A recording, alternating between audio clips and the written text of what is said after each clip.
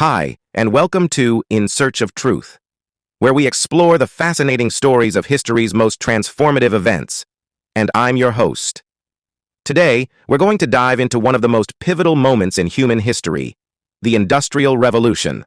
Subscribe to our channel, In Search of Truth, for engaging, informative content that sheds light on the Industrial Revolution's lasting impact. Wealth distribution. It sounds complicated, right? It's actually pretty simple. Imagine a giant pie representing all the money and assets in a country. Wealth distribution is how that pie is sliced up amongst the population. Who gets a big slice? Who gets crumbs? That's what we're talking about. Now, why should we care about this pie slicing exercise? Because right now, the slices are wildly uneven. A tiny fraction of the population is hoarding most of the pie, while a huge chunk is struggling to get even a sliver. Let's take a closer look at the current state of this lopsided pie. Globally, the richest 1% of the population now owns more than half of the world's wealth. Let that sink in for a second. Half of everything. Meanwhile, billions of people are living on less than a few dollars a day. They struggle to afford basic necessities like food, water, and shelter. This stark contrast, this obscene gap between the haves and the have-nots, is a stain on our collective conscience. And it's not just a problem in developing countries. Even in wealthy nations like the United States, the gap between the rich and the poor has been widening for decades. The top 1% of Americans now hold more wealth than the bottom 90% combined. Think about that the next time you hear someone complain about class warfare. The gap between the super rich and everyone else is not a new phenomenon, but it is a growing problem. Over the past few decades, we've seen a dramatic acceleration of wealth inequality. Factors like globalization, technological advancements, and declining unionization have all played a role.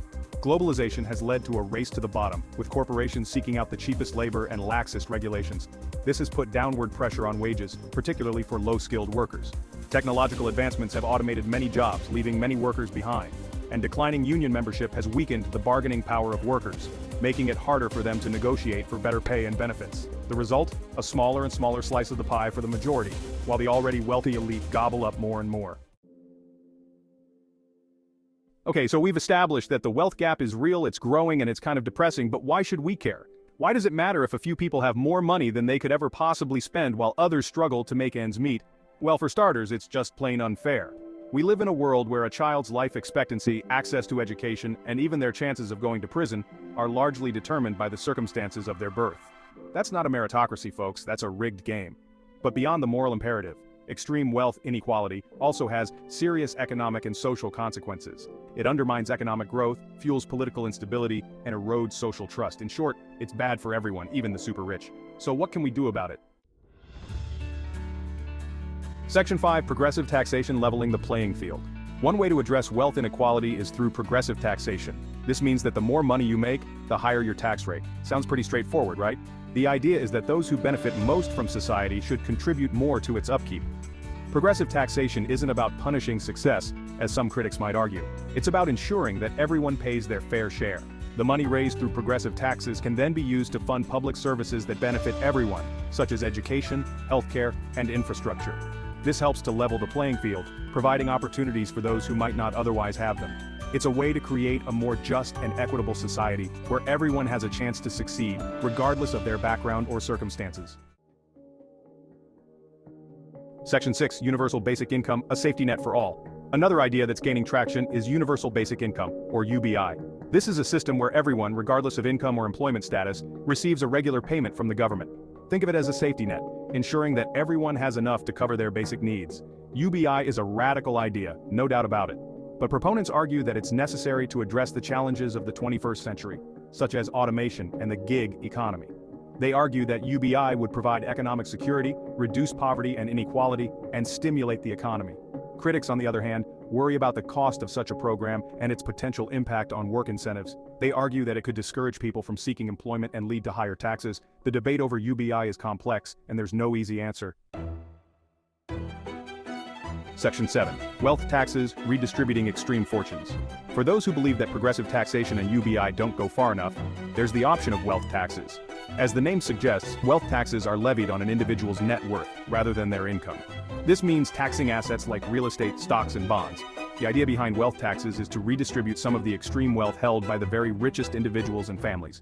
Proponents argue that this would help to reduce inequality, generate revenue for public services, and curb the influence of the ultra-wealthy. Opponents, however, argue that wealth taxes are difficult to implement, could discourage investment, and might lead to capital flight. They also question whether such taxes would be effective in significantly reducing inequality in the long run. Section 8. Real-world examples, successes, and failures. The good news is that we don't have to rely solely on theory when it comes to wealth distribution. There are real-world examples of countries that have implemented some of these ideas with varying degrees of success. For instance, Scandinavian countries like Sweden and Denmark have long embraced progressive taxation and robust social safety nets. These countries have consistently ranked among the happiest and most prosperous in the world, with relatively low levels of inequality. On the other hand, some argued that the high taxes in these countries have stifled innovation and entrepreneurship. It's important to note that there are many factors that contribute to a country's success, and it's difficult to isolate the impact of any one policy. Section 9. Addressing the critics' myths and misconceptions. Whenever the topic of wealth redistribution comes up, you can bet your bottom dollar that critics will crawl out of the woodwork, armed with a litany of objections and scare tactics. They'll shriek about socialism and class warfare, claiming that any attempt to level the playing field is nothing short of economic suicide. One of the most persistent myths is that taxing the rich will stifle economic growth. They argue that the wealthy are the job creators and that taking away their hard-earned money will discourage them from investing and creating jobs. This argument, however, ignores the fact that a healthy economy requires a thriving middle class with disposable income. Another common misconception is that wealth redistribution is about making everyone equal. This is a straw man argument. No one is suggesting that everyone should have the exact same amount of wealth. The goal is to create a more equitable society where everyone has a fair shot at a decent life.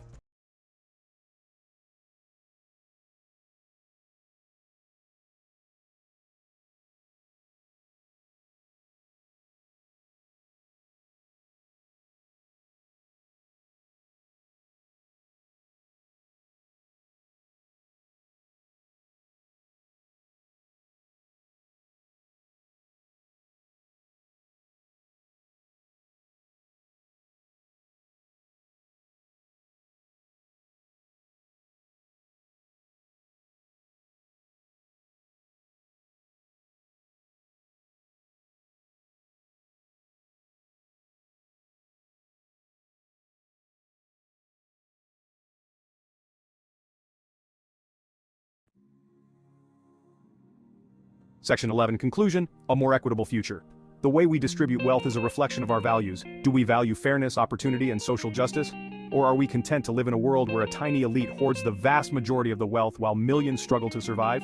The choices we make today will determine the kind of world we leave for future generations. We can choose to continue down the path of extreme inequality, with all its attendant problems. Or we can choose a different path, one that leads to a more just, equitable, and prosperous future for all. The time for action is now. Let's choose to build a world where everyone has a fair shot at a good life, where everyone has the opportunity to reach their full potential. Let's choose a more equitable future.